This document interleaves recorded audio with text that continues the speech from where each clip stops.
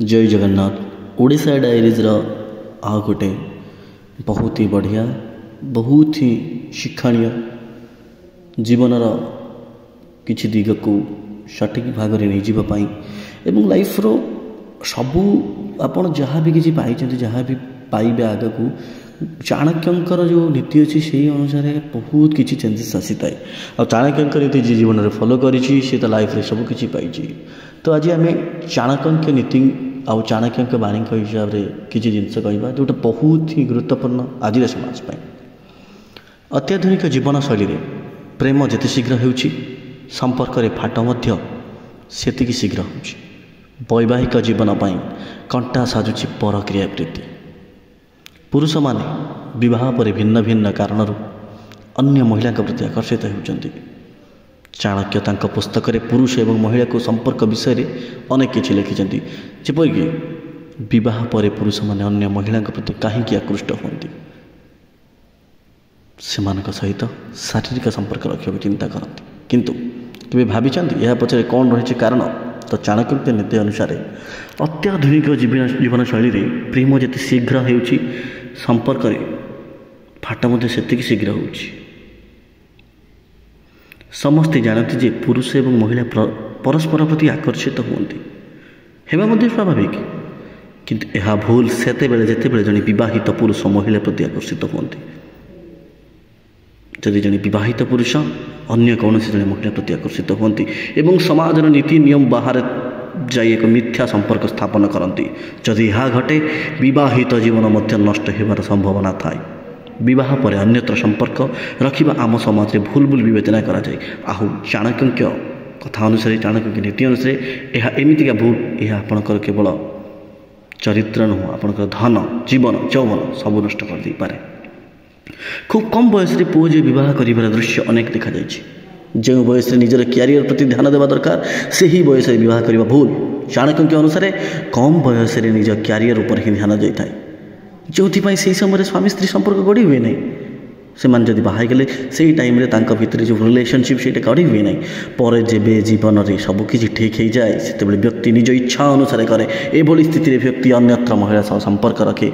चाणक्य कथा चाणक्य आदर्श चाणक्य नीति अनुसार यह एक बहुत ही बुझा एवं जानिबा कथा। आहरी एक अन्य कारण होची शारीरिक संपर्क संतुष्टि। स्वामी स्त्री संपर्क में शारीरिक संतुष्टि मिलवा एक गुरुत्वपूर्ण भूमिका ग्रहण करे। यार अभाव उभयों मध्य दूरता को बढ़ाए एभली परिस्थिति अन्यत्र संपर्क रखिबार स्थिति अधिक रही है। एक कथा मध्य चाणक्य तक पुस्तक रचना करिसेंति। किछि क्षेत्र में विवाह पर मध्य अन्य महिला अन्य पुरुषों सह संपर्क रखा ठीक बोली भावी था किंतु ना स्वामी स्त्री मध्य विश्वास रहा निहाती आवश्यक। यही विश्वास ही स्वामी स्त्री संपर्क सुदृढ़ करते कि जदि विश्वास न रुहे तेरे संपर्क मूल्य किसी रुहे ना। दाम्पत्य जीवन में जीवन साथी मन विव्रत होगा अत्यंत साधारण कथा। यह परिस्थिति लोक मैंने अन्य महिला कि पुरुष को पसंद करनी प्रेमर गभीरता से जाए रुहे जेबे दंपति पितामाता न होई थांती संतान संतति हेबा परे पुरुष माने निज पत्नी दूरे रहिबा आरंभ करती। यहाँ पछरे कारण होची स्त्री निज छुआ को निज पिला को अधिक समय दियंती जहाँफल भीतर मतभेद हुए भीतर से जो बॉन्डिंगटा धीरे धीरे कमी जाए आउ से अन्य अन्य एक पुरुष हो कि नारी से शारीरिक संपर्क रखा भावी था जोटा चाणक्य अलरेडी आमको पुस्तक में कही जाइछन्ति। सेहीपरि चाणक्य आउ गोटे बहुत बढ़िया श्लोक कथा मन पड़ुछि। असंभव न वक्तव्यं प्रत्यक्षं यदि दृश्यते शिला तरति पानीयं गीतं गायति बानरः। असंभव कथा स्वचक्षुरे देखिथिले मध्य कहा आगरे कहिबा अनुचित कारण पत्थर पानी रे भासुछि किंबा मांकड़ गीत गाउछि एक कथा कहले किए बा विश्वास करिबो।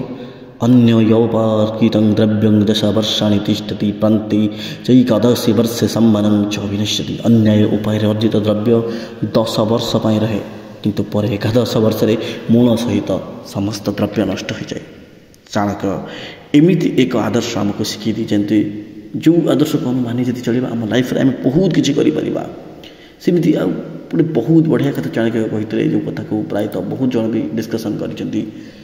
अविद्यां जीवन शून्यं वैक्षुण्यं हीनबान्धवः पुत्रहीनं गृहं शून्यं सर्पशून्य दरिद्रता।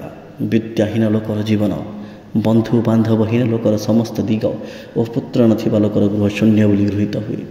ଏସବୁ କିଛି ନଥିବା ଲୋକ ପକ୍ଷରେ ସଂସାର ଶୂନ୍ୟ ବୋଲି ମନେ ହୁଏ। ସର୍ବବିଧ ଶୂନ୍ୟତାକୁ ଦାରିଦ୍ର୍ୟ କୁହାଯାଏ। ଅଦାତା ବଂଶ ଦୋଷୀଣ କର୍ମ ଦୋଷୈଦ୍ରିଦ୍ୟତା ରୁଗ୍ଣତା ମାତୃଦୋଷିଣ ପିତୃଦୋଷିଣ ମୂର୍ଖତା। ବଂଶ ଦୋଷରୁ ଲୋକ କୃପଣ ହୁଏ, କର୍ମ ଦୋଷରୁ ମଣିଷ ଦରିଦ୍ର ହୁଏ, ମାତ୍ର ଦୋଷରୁ ରୁଗ୍ଣ ଏବଂ ପିତୃଦୋଷରୁ ମୂର୍ଖ ହୋଇଥାଏ। ବହୁତ ସୁନ୍ଦର ଭାବରେ ଚାଣକ୍ୟ ବହୁତ ଭଲ ଭାବରେ ଆମକୁ ବର୍ଣ୍ଣନା କରିକି ଲେଖିକି ବର୍ଣ୍ଣନା କରିକି ଦେଇଛନ୍ତି। ଆମେ ତାହା ଆଜି ଆପଣଙ୍କ ଆଗରେ ମଧ୍ୟ ଉପସ୍ଥାପନା କରୁଛୁ। ଅଶୋଚ୍ୟ ନିର୍ଧନ ପ୍ରାଜ୍ଞ ସତ୍ୟ ପଣ୍ଡିତ ବାଧବ ଅଶୋଚ୍ୟ ବିଧବା ନାରୀ ପୁତ୍ର ପୌତ୍ର ପ୍ରତିଷ୍ଠିତା। ଜ୍ଞାନୀ ଲୋକ ଧନହୀନ ହେଲେ ମଧ୍ୟ ଦୁଃଖ କରେ ନାହିଁ। ବନ୍ଧୁ ଯଦି ପଣ୍ଡିତ ହୋଇଥାଏ ତେବେ ଚିନ୍ତା କରିବାର କୌଣସି କାରଣ ନାହିଁ। ଯେଉଁ ନାରୀର ପୁଅ ନୀତି ସମାଜରେ ପ୍ରତିଷ୍ଠା ଲାଭ କରିଛି ସେ ବିଧବା ହିଁ ମଧ୍ୟ ଦୁଃଖ କରିବା ଉଚିତ ନୁହେଁ, କାରଣ ଏମାନେ ସମସ୍ତେ ହିଁ ସୁଖରେ ଜୀବନ କଟାଇବା ଉଚିତ ଏବଂ ସୁଖରେ ମଧ୍ୟ ଜୀବନ କଟାଇଥାନ୍ତି। ଅତି ଦର୍ପି ହତ ଲଙ୍କା ଅତି ମାନେ ଚ କୌରବ ଅତି ଦାନେ ବଳିର୍ବଦ୍ଧ ଅତି ସର୍ବତ୍ର ଗହିତା। ରାବଣର ଅତିଶୟ ଅହଙ୍କାର ହେତୁ ସ୍ୱର୍ଣ୍ଣମୟୀ ଲଙ୍କା ଛାରଖାର ହୋଇଗଲା। ଅତ୍ୟଧିକ ଅଭିମାନ କରିବାରୁ କୌରବମାନେ ବିନାଶ ହେଲେ। ଅତି ଦାନ କରିବା ହେତୁ ବଳିରାଜାଙ୍କର ବନ୍ଧନ ଘଟିଥିଲା। ଅତିରୁ ଇତି ହୁଏ, ତେଣୁ ଅତି ସର୍ବତ୍ର ନିନ୍ଦନୀୟ। ବହୁତ ବଢ଼ିଆ ଭାବରେ କହିଛନ୍ତି ଚାଣକ୍ୟ। ଅବିଶ୍ରାମଂ ଚ ହିତଭାରଂ ଶୀତୋଷ୍ଣ ନ ଚ ବିନ୍ଦତି ସନ୍ତୋଷସ୍ତୁ ତଥା ନିତ୍ୟଂ ତ୍ରିତି ଶିକ୍ଷାର ଗାର୍ଧବାନ୍। ଗଧଠାରୁ 3ଟି ଗୁଣ ଶିକ୍ଷା କରିବା ଉଚିତ ଆଜ୍ଞା। ତାହା ହେଲା ଅବିଶ୍ରାନ୍ତ ଭାବେ ଯେଉଁ ଭାର ବହନ କରିବା, ଶୀତ ହଉ କି ଗ୍ରୀଷ୍ମ, ଶୀତ ଓ ଗ୍ରୀଷ୍ମ ଜନିତ କଷ୍ଟକୁ ସେ ସର୍ବଦା ସନ୍ତୋଷରେ ରହିବା। ଅସନ୍ତୁଷ୍ଟ ଦ୍ୱିଜନଷ୍କା ସନ୍ତୁଷ୍ଟାଶ୍ଚୈବ ପାର୍ଥିବଃ ଶଲ୍ୟଜଗଣି ଜନଷ୍ଟ ନିର୍ଲଜାଶ୍ଚ କୁଳ ସ୍ତ୍ରୀୟ। ବ୍ରାହ୍ମଣ ଅସନ୍ତୁଷ୍ଟ ହେଲେ ତାର ସମସ୍ତ ଉତ୍ତମ ଗୁଣ ନଷ୍ଟ ହୁଏ ଆଜ୍ଞା। ରାଜା ଅଳ୍ପରେ ସନ୍ତୁଷ୍ଟ ହେଲେ ତାଙ୍କର ଆର୍ଥିକ କ୍ଷତି ଘଟିଥାଏ। ବେଶ୍ୟାମାନେ ଲଜ୍ଜା କଲେ ସେମାନଙ୍କ ଜୀବିକା ପଡ଼ିଯାଏ। ଲଜ୍ଜା ନଥିବା କୁଳବଧୂର ସର୍ବନାଶ ଘଟେ। ବହୁତ ବଢ଼ିଆ ଭାବରେ ବର୍ଣ୍ଣନା କରିଛନ୍ତି। ତ ଏଇଭଳିଆ ବହୁତ କଥା ଅଛି।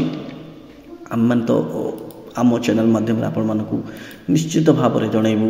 ଚାଣକ୍ୟର ସେଇ ଯେଉଁ ଉପଦେଶ ବହୁତ ସୁନ୍ଦର ଭାବରେ ବୁଝେଇଛନ୍ତି। ଦେଖନ୍ତୁ, ଆମେ ଯେତେବେଳେ ପ୍ରଥମେ ଆପଣଙ୍କୁ ବିବାହିତ ନାରୀ ଏବଂ ଯେଉଁ ପୁରୁଷ ନାରୀମାନଙ୍କ ଭିତରେ ଯେଉଁ ଶାରୀରିକ ସମ୍ପର୍କ କଥା କହିଲୁ, ଏ କଥା କହିବାର ମୂଲ୍ୟ କ'ଣ? ଆମେମାନେ ଶିଖିବା, ଜାଣିବା, ବୁଝିବା ଏବଂ କର୍ମ ଆମେ ଆମ ଅନୁସାରେ କରିବା। ଜୟ ଜଗନ୍ନାଥ।